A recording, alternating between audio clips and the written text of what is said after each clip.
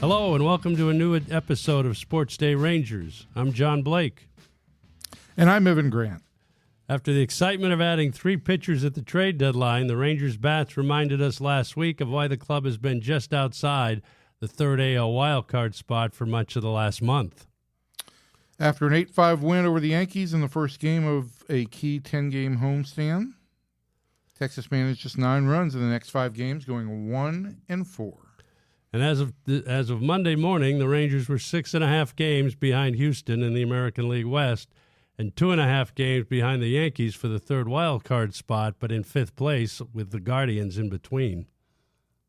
This week on the podcast, we'll look back at the last week. Plus, we'll talk to Rangers Hall of Famer Ian Kinsler in studio, which is the first for this little podcast.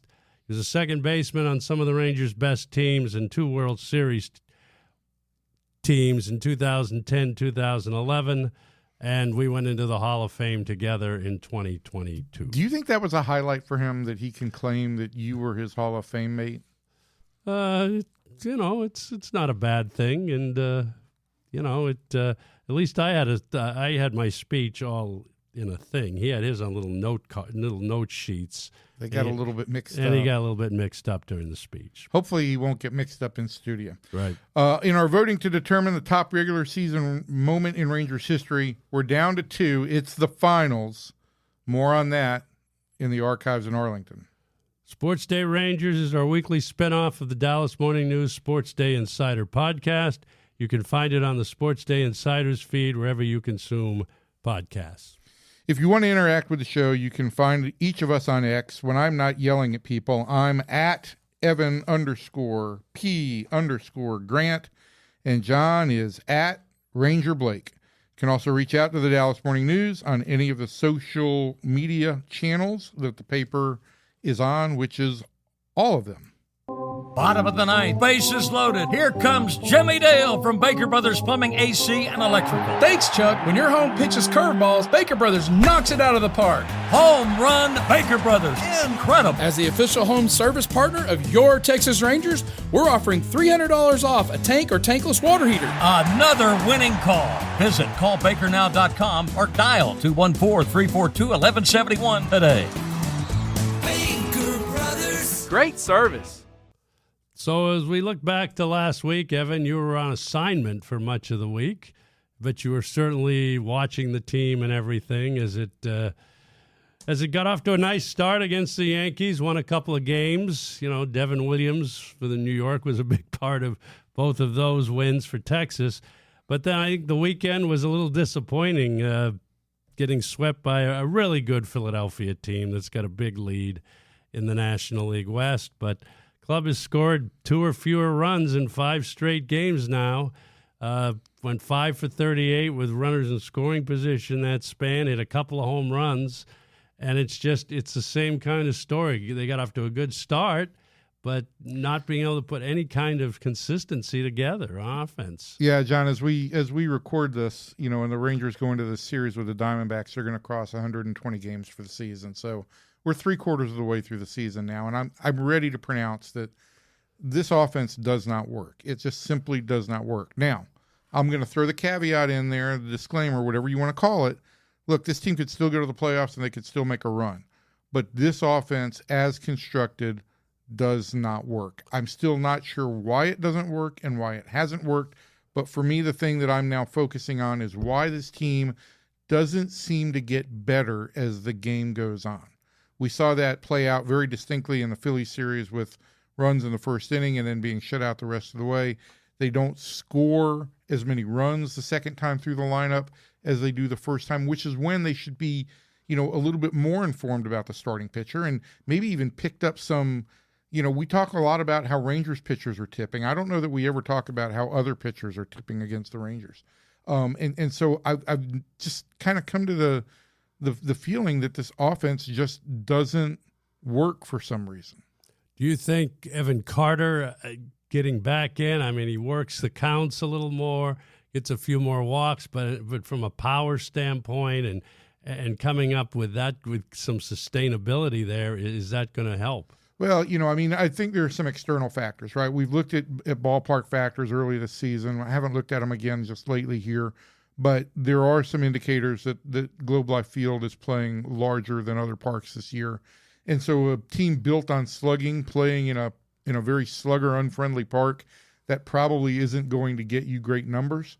On the flip side, look, if you get Evan Carter back and you can manage to keep everybody else healthy for this week, as we've said here before, it'll be the first time the Rangers have their full lineup on the field this year, their full expected lineup. So maybe that creates some kind of difference. But for me, again, it comes back to we're seeing Marcus Semien go back into the same place he was at the start of the year, and we're seeing Adolis Garcia really struggle at the plate. And you looked at this weekend series, and yes, the Phillies did pitch 2 lefties, but you looked at the way that Rob Thompson used his bullpen, and he went very heavy left-handed. He was more willing to have his lefties face the righties and to keep Tellez and Peterson and Josh Smith to some extent on the bench, and that's kind of a telling sign that I think it's a telling sign. We've talked about this for months now, and that it was a coming factor, and that in the second half we've seen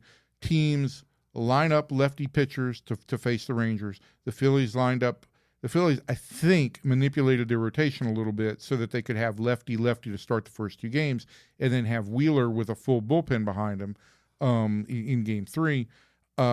And so, yeah, we're seeing it with how starters match up against the Rangers, and we're seeing it now with how bullpens are used against the Rangers. And Bruce Bochy has no platoon options against lefties. He just doesn't.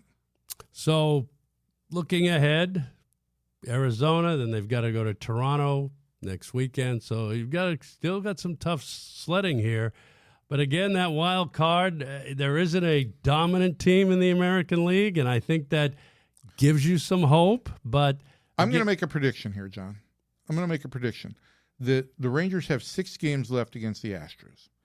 Those 6 games are going to determine who wins the 3rd wild card spot. Because I think when it's all said and done, and I don't say this lightly because I've not been a big fan of the way Jerry DiPoto constructs teams, but the Mariners are playing really well. Yes, they are. And they appear to be hot. And they appear to be peaking. And I think the Yankees will get enough together to nail down that 2nd wild card spot. And so I think the 3rd wild card spot is going to come down to the Rangers and the Astros. There's 6 games remaining between the two, split here in Houston equally, and the Rangers are going to have to go head-to-head. And maybe that's the kind of thing that actually gets this team a little bit, I hate to use the word fired up, but maybe gets this team to seem a little bit more urgent and invested in games, and maybe that's a propellant into the playoffs. Let's talk about Eovaldi a little bit. You did a big piece on him in the Monday paper. It was online before that. I still read the paper, but it was a nice presentation by the layout guys. So Nathan Eovaldi is having kind of an historic season. Get the angle right. If you look at the the stats about lowest ERA after 19 starts, and you look at the names on the list, it's Bob Gibson and Louis Tiant in 1968, which was the definite year of the pitcher. They had to lower the mounds the next year. Vida Blue in 1971, which was a ridiculous year, and then Zach Greinke. So Blue won MVP and Cy Young. Right. Well, so did Gibson. But it's a historical year, and you watch the guy pitch, 4 pitches, all on the corners. It's been a pretty amazing run for him. But the Rangers, as we know, have never. I haven't worked for a team that had a Cy Young winner since 1980, when it was Steve Stone with the Baltimore Orioles. You're the curse. He went 25-7. Maybe now that you're officially retired this year, the curse will be broken. And it was back-to-back years because Mike Flanagan won in 79 for the Orioles. But I've had, Fergie Jenkins finished second. He should have won it in 1974. Yu Darvish finished second. He was, he led the league in strikeouts, which is a big stat for Cy Young voters. Right. But can Eovaldi overcome this stigma here with Tariq Skubal and Garrett Crochet and others? And, what is your thoughts on that? I mean, assuming Nathan gets to 162 innings and officially qualifies, which at this rate, he'll just eke over that line. If he gets there, I think it's basically a two-man race between him and Skubal. I think Crochet is would be a unanimous third, pretty much. The problem is not so much that it's not just the lack of qualifying innings. It's that Skubal is basically neck and neck with him in just about every other category, or leads in every other category except ERA, with a significant number of innings pitched advantage. Skubal's got more than 30 innings more than Nate. And listen, I think in both of their, as I broke this down, I think the innings thing is a very important element for Cy Young voters. I think strikeouts are a very important element for Cy Young voters because it factors into WAR and it factors into FIP, which are two more new age metrics that people look at rather than just ERA. And Skubal's got edges there. And I think when it comes to the hype train or publicity campaigns, Skubal's the reigning Cy Young Award winner, so he's got that going for him. He's kind of been crowned as one of baseball's, blessed superstars. He was a starting pitcher in the All-Star game. Correct. All of that works in his favor. To Nate's credit, he's been named Big Game Nate. He pitches in big games. He comes up with big wins, and I think that will, voters aren't going to say, well, he's Big Game Nate, I'm going to vote for him. But I do think that all of this stuff gets embedded in the minds of voters, and it helps determine some tiebreakers. But I think that it's certainly, as much as I wanted to see Darvish win a Cy Young while he was here, that Cy Young candidacy was basically based on the fact that he struck a lot of guys out. This, I think, is it's the best pitching season I've ever witnessed up close. And so he's a very, very strong candidate. I just don't know I think it would take a field where there wasn't somebody who had the credentials that Skubal already has, having the kind of year that he's having. It takes, I guess, a little bit of a weaker field. Right. And you never know with the composition of who's voting for this either. That's always a big thing now because there aren't as many newspaper guys doing the voting. It's kind of a mixed bag for some of these awards. And the BBWA, which conducts the vote, has had something of a makeover from where it was 20 years ago. At 20 years ago, MLB.com writers weren't part of BBWA. Exactly. It was all sport. It was all newspaper guys. And you've got people who work for more metric centric websites like Fangraphs and other sites along those lines, Baseball Prospectus, who also now in some markets will have votes. And that may help Eovaldi a little bit as opposed to just the three. And wins at this point, of course, are even more moot than they ever were. Crochet leads and wins. Max Fried had a chance to tie him on Sunday and didn't. So Fried has 12 wins. Yep. So it'll be interesting to see how it comes down, and maybe the Rangers can. I mean, Rangers have won a lot of MVPs over the years. They've won a few Rookies of the Year in the BBWA voting, but the only other team that's never won a Cy Young, which is amazing, is the Colorado Rockies. So as we move on here with Sports Day Rangers, our guest this week in studio is Ian Kinsler. He's one of the leaders on those Rangers teams in the early 2009 to 2013 period, and one of the best leadoff hitters in club history. As we've been talking about lineup construction and everything, having Kins at the top of the lineup with 30-30 ability really made a difference, and he was, as we said, he was a Club Hall of Fame inductee in 2022, and we'll talk to Ian coming up next. Be sure to stick around after the interview to find out which two moments from our Rangers bracket of 16 originals has advanced to the finals to determine the greatest regular season moment in Rangers history.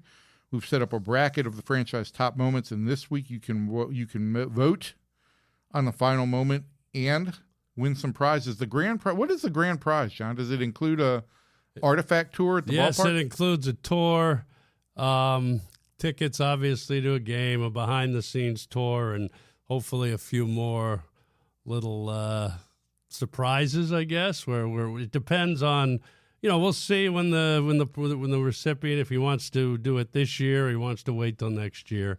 But we'll blow out the bells and whistles here for the tour. Maybe I'll even join the tour so that I can heckle you during the tour. That would add something, I think. Well, you are actually you or Sean, who's ever working that night, because you're unpredictable sometimes on home games. Who's ever there that night, I told the powers that be here that we will involve you guys in at least the press box part and very things exciting. like that. Very exciting. I was on assignment last week, and we're going to get into this Ian interview.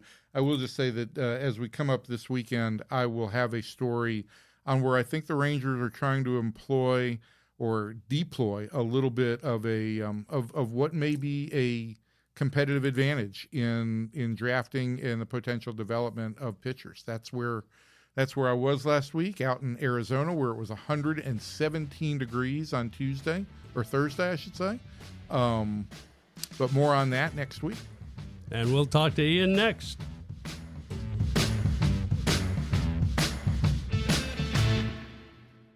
So this is an historic moment, Evan, in our podcast. We actually have our guest in-house today, and he played 14 seasons, most notably for the Rangers, the Tigers, and then won a world championship with the Red Sox in 2018 before finishing with the Padres.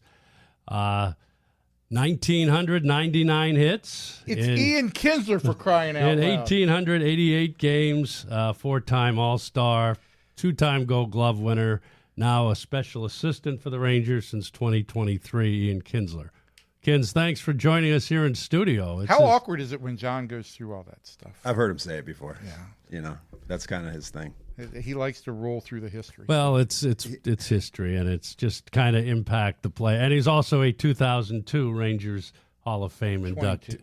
2022 Rangers Hall of Fame forget inductee. With class. you, JB, yeah. Yes, yes. At least, like I was telling Evan before, I didn't have my Did that kind of speech taint on the Hall of Fame experience? No, it made it so much better.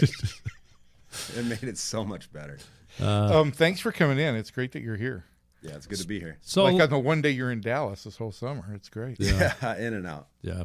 So let's kind of start with, we had Josh Hamilton. We honored him, speaking of the Rangers Hall of Fame, this past weekend. We gave him his Hall of Fame jacket.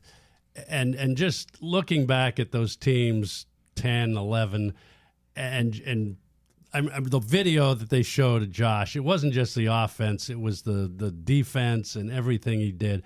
But those clubs, and as we talk about this year's club, those clubs had several guys that were capable of carrying a team for a week, for a series, and that made a big difference. Yeah, it makes a huge difference. And we also had a lot of players in that lineup who, if they weren't swinging the bat, if they weren't hot, there was still a way for them to impact the game. Whether it was drawing a walk or getting on by an error and stealing a base or scoring from first on a double or playing fantastic defense, changing the game in many different ways. For me, looking back, that team had a lot of dirt on their unis. We were running hard. We were taking extra bases. We were sliding and diving everywhere. We had a great will to win, and it was a lot of fun when you get on a team like that. And the ball starts rolling that way. It's just so much fun, and you feel like you can come back at any moment. You feel like you can kind of put your foot on someone's throat at any moment and kind of pull away. And like you said, we had so many guys that were able to just carry us at any moment. I mean, Mike Napoli, Nelson Cruz, Josh Hamilton, Mike Young. In 10 it was Vlad, and 11 it was Beltre. Yeah, Beltre, Vlad. Me and Elvis were just there to set the stage, but we also had a way of producing runs, scoring runs, and Elvis is flying around the bases, putting pressure on the other team, and whether it's home runs or doubles, you think of carrying a team. Elvis, me and Elvis were kind of the thorn in the other team's side, and with that being said, like, we could carry the team too. You know, if the other guys were kind of cold or it was a tough stretch, it was a, you know, ace type pitcher, we could create some havoc and put some runs on the board. So it was just you know, it wasn't a one-dimensional offense. Well, when you're a 30-30 guy, you've got multiple ways to put pressure on offenses, on defenses, and pitching staffs. But I also thought that, like, you know, and you and I have talked about this numerous times, you embodied just what you talked about, stepping on the opponent's throats and getting under their skin. You were the instigator in a lot of ways, and you knew that was your role. And how important is that role? Man, I loved it. I think it's just so important. You got to have a guy that's there to win from pitch one, you know, and is ready to fire, is ready to go. A little bit annoying, you know, a lot of emotion, a lot of drama, tension maybe from the other team is I think important. And, you know, Elvis was similar. You know, he did it in a little bit. He did it with a smile on his face. You did it with a sneer sometimes. Exactly. You did it with a smile. Exactly. So, you know, it was a little Jekyll and Hyde there, but just to give them something to think about. And it was so nice having those guys behind me because they had to pay attention to me. They couldn't walk me. They couldn't just put me on base. I'd steal second. Now you're dealing with some big bats. And, you know, the way our lineup was constructed, it was very difficult for the other team to game plan against us. And, you know, that once they felt like they had some breathing room, you know, the bottom of the lineup would just kill them. And once it turned over, it was a nightmare for them. And, you know, we're playing in the old ballpark here. So we make them throw 30 pitches in an inning. These guys are melting. Yeah. And we knew it. And we took advantage of it. That was that was something that we didn't really discuss. I think mentally we had ourselves fooled that it wasn't as hot as it was, and we used it to our advantage. But you did discuss knowing, like, your roles, right? You did discuss things about that would help you guys get better in games. Oh yeah. Oh, absolutely. I mean, it was a lot of discussion in game. A lot of discussion. That, you know, me and Elvis were constantly talking about how to steal bases, what we saw when we were on first. If, you know, now you can't peek into the catcher's sign giving because they're using the buttons. Were you good at picking up signs? Yeah, you were. Yeah, at first. At second, we never did that. That was the crazy part. Is that in Texas we never relayed signs. When I got traded to Boston, that was the first time that we had some sort of system of relaying from second base.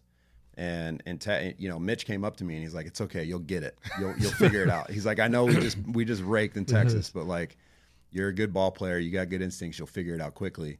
And you know, there was constant scandal around us that, you know, people thought we were cheating at the ballpark in Texas, but the wind was just blowing out and we were just hammering balls into that jet stream. So maybe it seemed like we were doing some sort of, you know, circus play, but we just smothered people. But was that team good at, like, picking up, like, tipping and picking up things that pitchers were doing? I think Michael studied that, but, like, you know, we always hear, like, right now, and this is a big thing for me, like, well, was DeGrom tipping on a day when he wasn't great, or was this reliever doing that? But I never hear stories about other teams saying that when they face the Rangers, they felt like they were tipping or anything. And so I'm wondering, like, were you guys good at picking up that stuff? I mean, we really weren't. That wasn't, like, our focus. We knew that we were good enough to just go play and beat you. Like, we didn't need to do all that. And Josh didn't even know a pitch was being thrown. I mean, a guy hits a homer off the upper deck, and we're like, "Josh, what pitch was that?" He's like, "I don't know. It was a changeup." "No, it was a slider, Josh. That one had some spin on it and it was moving into you. It's called a slider." And he's like, "Oh, I don't know. I just see it and hit it." And he like, hammered it. Okay, was thanks, that the one that went for the help. or like the left center field? I mean, all of them. Yeah. It didn't matter. To right center, I mean, yeah. You know, in Baltimore, he was just unconscious and hit, you know, just driving balls everywhere, 4 home runs. And you're like, "Josh, what was that?" He's like, I don't know. That was the most amazing game ever. Yeah, it's pretty good. You guys, you get Cliff Lee in 2010, and that was kind of the big, I remember the clubhouse and everything. And at that point, I think that ball club felt they could win. Well, what was the clubhouse like the day that you guys got Cliff? Because it was a little bit of a surprise. We had JD on. We talked about that, and John's brought this up before. The day you got Cliff, like, how did that impact the team? Up to that point, we hadn't made a move. Right. my previous seasons. We'd gotten Benji Molina to catch, I think, before that, hadn't we? Yeah, we got Benji to catch a month earlier. But I'm saying the previous years, there was no trade deadline big move. Like I think Matt Stairs was like our biggest move up to that point. We got Benji. We all felt great about that. Obviously, a winner, veteran, knows how to handle a staff, great teammate. So it felt stable. And then, back in the day, there's packets that get put in the middle of the clubhouse as far as news clippings. Right. I remember so you those. get to the clubhouse during the trade deadline, the first thing you do is you start reading the packet. Yeah. You're like, what are we doing? You read the newspaper clippings? I mean, just the headlines. And so we're, who are we in on? What's going on? Where the movement is? Do we have a real opportunity to get Cliff Lee? And when we made that move, the energy level went up a couple clicks. I mean, it was instantly we got Cliff, like it's game on, and it spread very quickly. And we were like, when's this dude flying in? Is he getting here today? He needs a pitch today. It'd be great. But there was definitely a lot of excitement in the clubhouse, a lot of buzz. There was a buzz. Did you guys? And one more for me on this, and the club had never won a postseason series, and I know players say, well, that's not. I wasn't there. Did you guys didn't feel? Did you feel that this team had never won? And I felt it. Yeah, I felt it. That was extremely important to me. Yeah, because that was a historic moment. Like you're starting a new chapter. You're creating something new for the organization, something that's never been done, and that's the goal, right? Is to try to do things that have never been done. And being drafted by the Rangers, knowing the history versus the Yankees, going to Tampa, like doing all of those things, it was like home for me, right? I was drafted here. I came up through here. I knew the history, and I wanted to be a part of that team that won the first postseason. Obviously, I wanted to win the first World Series for the organization. So yeah, it was important to me. I don't, we might at the time we might fake it and say we don't care. We're worried about today. And that might, I think honestly, I wrote that quote down a couple of times. Yeah. Yeah, we don't care. It's all about today, Evan. But in the moment when we're in the clubhouse and you're asking us these types of questions, we are psychologically tricking ourselves. Like today is the most important. The first pitch is the most important, then the second pitch, and the third pitch, and you got to go pitch by pitch. You're not worried about the history per se until it's made. Right. And off the field, it's something that internally you're thinking about, or at least I was. You knew it. Yeah, I mean, you knew it. I knew it. And I knew, and, you guys were tough on us when we were facing the Yankees in 10 in the ALCS and asking all these ridiculous questions about, where they can't get past the Yankees. I can't get past the Yankees. This is freaking 10 years ago. 15, but whatever. Like it was a long time ago. Yeah. And, for us, yes, we knew it. We knew there was that cloud hanging over as far as the fan base and the media. And that does affect you a little bit, but it also motivates you. There's a positive swing to that. And, we didn't care. Honestly, we didn't care, but we knew it was there. It motivates you, and that's a positive, but did you feel a pressure to it also? No, and I think that's where the snarky answers came from, is like we didn't feel that pressure. We were completely confident to a point of cockiness almost that team has nothing to do with us, right. The teams of the past. We're way different than them. And we were there to prove it, and we didn't want to hear any of that. We didn't want to hear any of that. We wanted to move through it and prove that we were better than the Yankees. That's really what it came down to. John? Well, looking ahead, 10 and 11 and 12. Weren't able to kind of finish it. 12 to me was kind of, and I don't want to harp on it, it was kind of a disappointing year, right? I mean, club had the best record in the American League until the last 3 games of the season. And is it hard? You guys had gone to the World Series in 10 and 11, and I worked for the Red Sox. It's hard to keep winning, and I don't think people realize that. Did you guys feel any of that when you got to 12, Ian, kind of at the end? I mean, it's a grind. It really is a grind. It's a grind. You're playing a tremendous amount of games. there's not as much rest time in the off season to flip around and start your off season workouts and try to get ahead of it and be ready for spring training. And, you kind of feel like you have some gook in your eyes when you get to spring training. You kind of need to wash your face and clear your eyes, and you still starting all over again. Yeah, you still feel kind of heavy a little bit, your body. So yes, we felt it.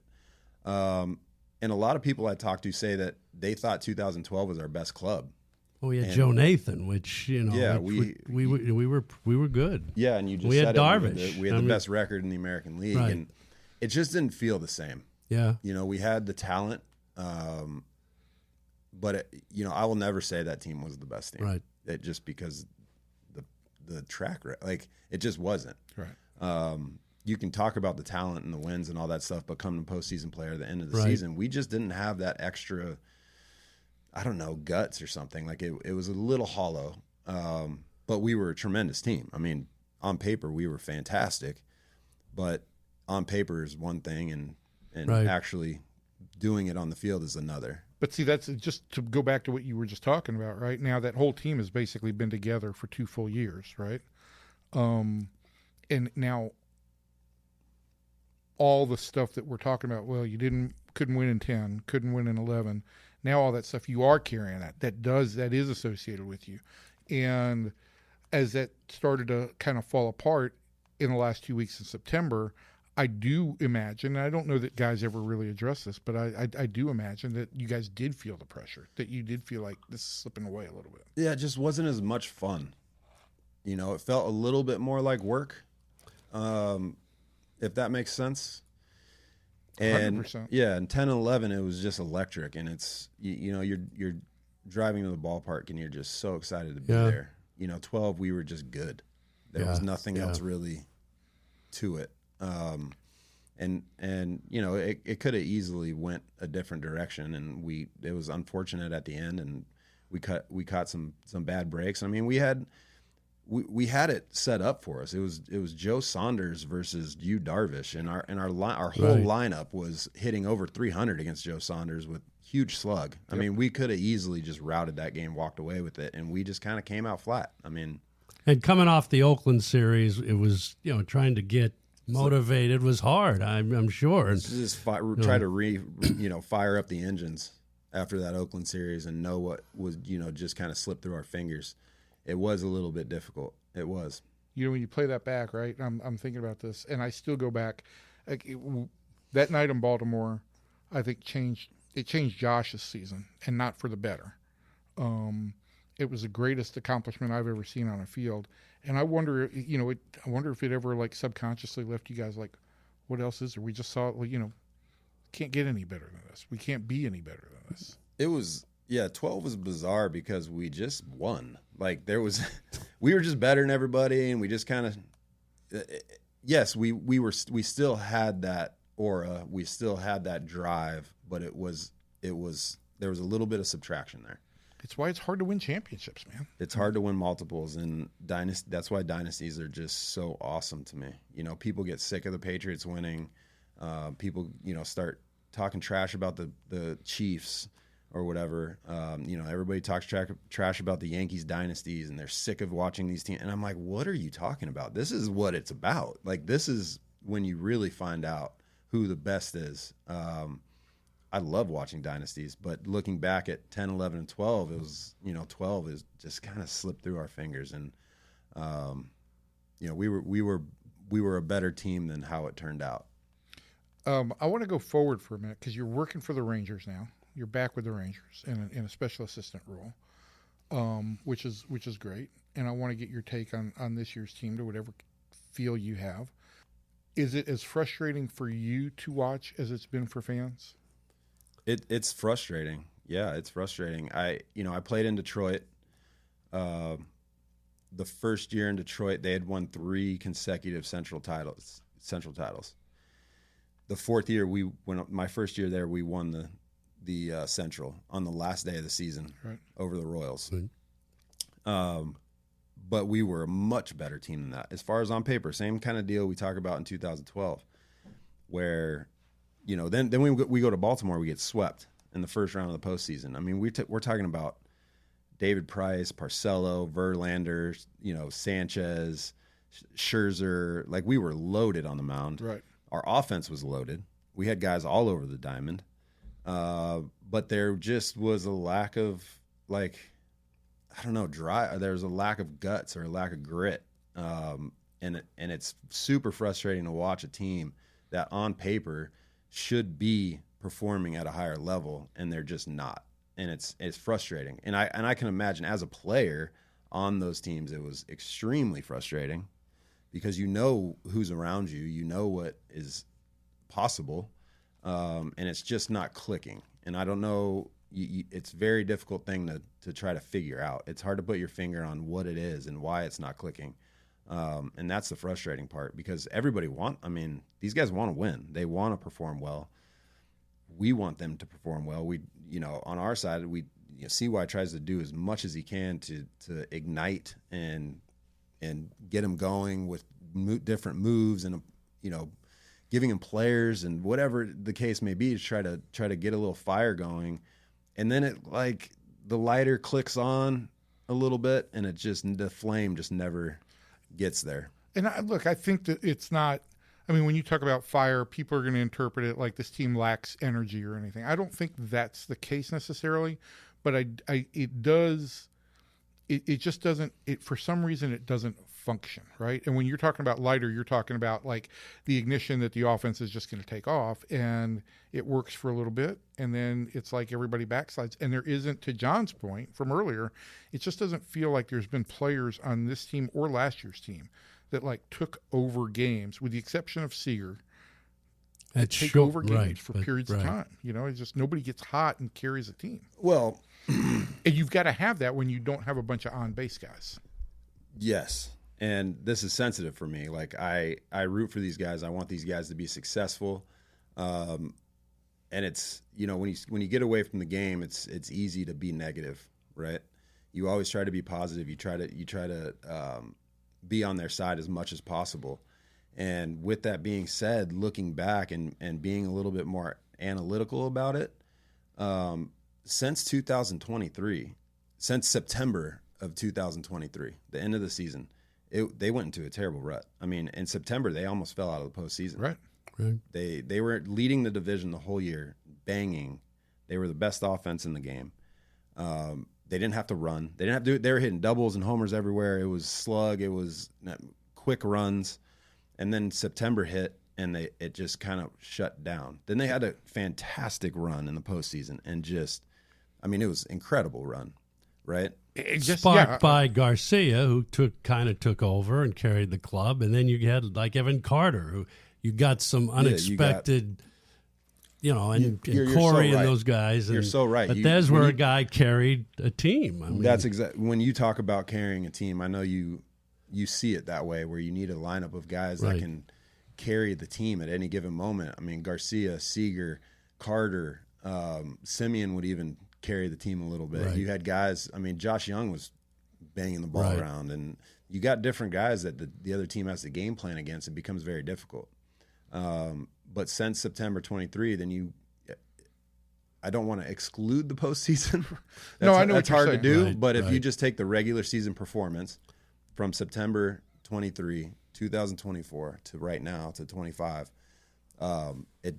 there's something missing. And I think Evan's a big part of that. I think Wyatt's a big part of that. Like, these guys are electric players, younger. They're still learning. Like, they didn't get a lot of seasoning in the minor leagues. Yep. These guys are still trying to get their feet under them and understand what it takes to be a consistent big leaguer. And that's the difference at this level, is just consistency. Once you learn how to be super consistent, you see Corey every day. Like, his at-bats are pretty much identical every time he goes to the plate. Yeah, he has these weird little cold stretches where he's swinging and missing for a game, maybe a game and a half, and then he kind of clicks right back in, and he's very consistent at what he does. And some of the guys on the club are still working through that and trying to figure that out. But there's a lot of talent there.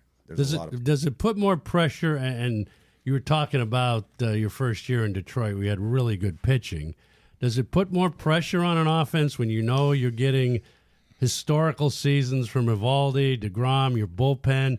Your defense has been really good, among the top in the game. Does that put more pressure? Have you been on clubs where, it puts more pressure on you offensively? Geez, if we could just score X number, to get over this hump. Yeah, I do think there's kind of an unspoken type of feel to when DeGrom, Eovaldi are on the mound. You get one or two early, and you can let them kind of work and go to work, and it does put a little bit more press on the offense. Well, we got to start wrapping this up. We've taken more of your time. But looking ahead now, you got into coaching, advising right after you retired at 19. You worked with the Padres, and then we were lucky enough to hire you here in 23. What do you see as your kind of path? You've managed in the WBC. Your kids are still, in high school and middle school, but I've always thought you could be a big league manager if you wanted to. But do you want to do that, or what do you look? I saw where Mitch Moreland now just became a high school coach in Alabama. Yeah. What would you like? What are you thinking? Right now, I love my role. I love working with CY in the front office, working with Mike Young and Nick Hudley and Skip Schumacher, and being a sounding board for Chris is a great place to be. Helping with player development a little bit. It's a great place to be, and especially with, like you said, my kids and where they're at in their lives, to be able to watch them grow in sports and school and be a part of all that decision making, I think is very important to me. But I would never say never on the manager part. I think 6 years my son will be out of the house. Depending on his path, I'm sure I'm going to still want to be involved. But at that point, I'll be 49 years old, and wow. It'll be.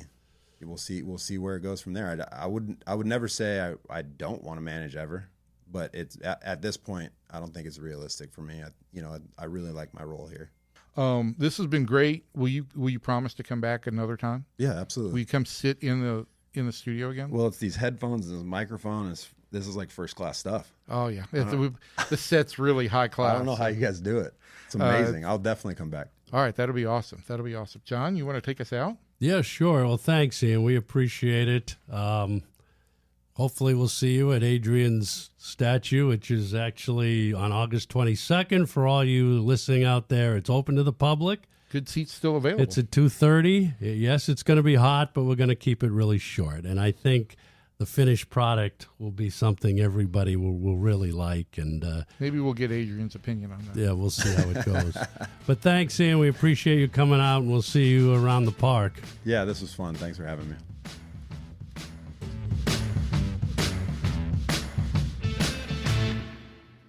There's just 1 week to go in our fan vote to determine the top regular season moment in Rangers history. We started with 16 moments, and now we're down to the last 2. The moments were selected by the editors of the Dallas Morning News because we know all, and were seeded 1 through 16. In the third round, the moments that advanced were, John, do you want to, Well, the moments that advanced were actually the top 1 and 2 seeds. Is Kenny Rogers, perfect game in July of 1994, topped Nolan Ryan's 7th no-hitter in May of 1991 by a 53-47% margin. And then the number 2 seed, which was the Rangers winning their first American League West Division title in September of 1996, was a big winner over Ryan's 5,000 strikeout by a 67-37 margin. So, again, I have to tip my cap. The top 2 seeds are moving on to the finals. And one more time, you can find the bracket at dallasnews.com/sports/Rangers. All you need to do is enter your email address, and you'll be ready to vote. And, of course, we'll reveal the winner next week. You can vote live now, and it's going to last until 11:50 p.m. Next Sunday. And as I said, we'll have the winner next week, and there'll be some prizes for some people after that, so it'll be good. What's in the archives, John? We need to have like a sound effect that goes. Well, there's a lot of. We have an archive store where we show various items over the course of the history. I don't care about that. What's in the archives today? Oh, today. I'm sorry. So the subject of the archives in Arlington, I guess we have talked about both these moments, and there's at this point, Kenny's it's kind of interesting. It's one event, a very unexpected event in 1994 when Kenny pitched the perfect game. I think it was number 12 at the time, first ever by an American League. When did the atmosphere start to get electric during that game?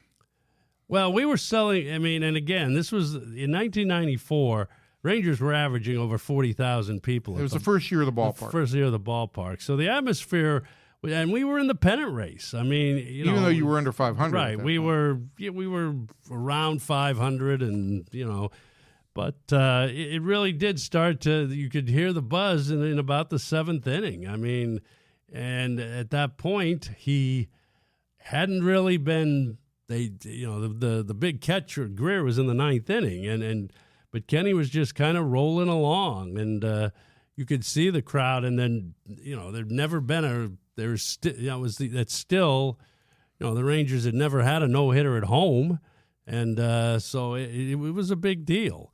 And again, Kenny hadn't been starting that long. He wasn't established yet as when he became a very bona fide starter in the American League in his career, multi-time All-Star. But you could feel the atmosphere start to get kind of electric with each out in the seventh inning. And it started to get a little bit. And we had been through Nolan's, for 4 or 5 years, that kind of feeling. And Nolan had taken Nolan normally had a walk or two, but there were a couple of times where he was retiring every batter. And the Rangers really haven't had that feeling very often. Darvish, of course, did it in Houston with 2 outs in the ninth. But the other one, again, and I applaud the fans for this, because if you were a fan of the Rangers in the late 90s, you were long suffering. The Rangers had a lot of bad ball clubs, and that 96 team really did kind of galvanize the fan base. It was the hunt for Red October. And people came out in red, and they kind of did the rise and the fall with the Rangers blowing an 8-9 game lead. But and again, this was a bizarre game, and I think it's not just the date, it's just winning that first title. And the fact that it pretty much just ran over Nolan's 5,000 strikeout and is pretty amazing. So we'll see what you guys decide to do. It's an individual moment and a team moment, and it's interesting with all the highlights we've had in this franchise's history. It encapsulates basically a 3-year period in the mid-1990s. Well, that's when people talk about Nolan bringing legitimacy to the club, but I think when it really crystallized there. I think where it really blossomed was with the opening of the ballpark in 94, and then with the first playoff team. And so I think that makes a lot of sense, and I'm glad to see that there is a team accomplishment in the finals, because I just like the idea that people are focused on a team moment rather than just an individual moment. So I'm kind of excited to see who wins. It's 1 versus 2 in the final for the best regular season moment. And that's going to do it for us for this week. Thank you for joining us for Sports Day Rangers. Don't forget to check out more sports content from the Dallas Morning News, including Sports Day Insider, my podcast with columnist Kevin Sherrington, and a guest from the staff every week. It appears in the same feed that this appears. So if you type in Sports Day Insider or Sports Day Rangers, you'll get both of these podcasts. If you have any questions for us, you can ask us on X. And remember, go to dallasnews.com/sports/Rangers to vote for your favorite moment in club history. Voting is open now. Thanks to Ian Kinsler for joining us this week in studio. And thanks to our producer, Chris Blake, for everything he does to keep us all together. John and I will talk to you all next week.